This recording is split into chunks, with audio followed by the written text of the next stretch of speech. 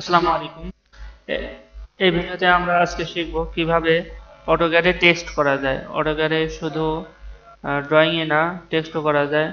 So আসো আমরা দেখি কিভাবে টেক্সট করি। আমরা প্রথমে টেক্সট সিলেক্ট করব।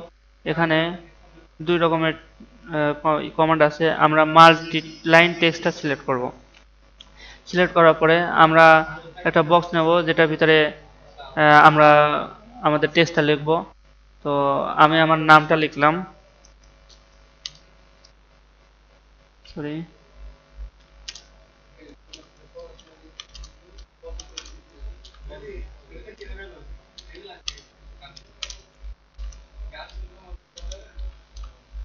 ওকে, আমি আমার নামটা লিখলাম। এখানে লিখছি my name is Mehedi Hasan.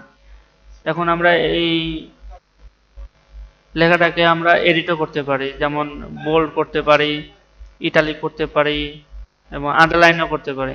আমি আন্ডারলাইনটা দিলাম না।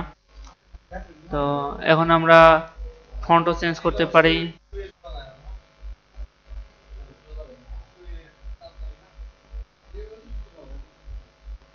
ওকে, আমি একটা দিলাম।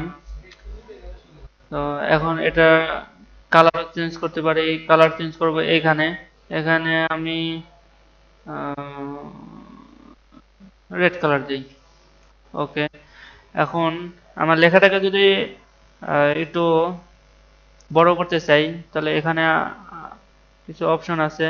এখানে আমরা সাইজটা চেঞ্জ করতে পারি। আমি 1 দেই।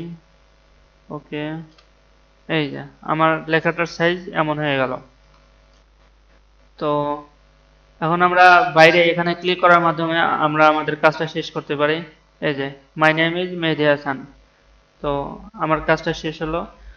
তো আশা করি এখন তোমরাও পারবা কিভাবে অটোক্যাডে টেস্ট করতে হয়। ওকে, থ্যাংক ইউ ভেরি মাচ।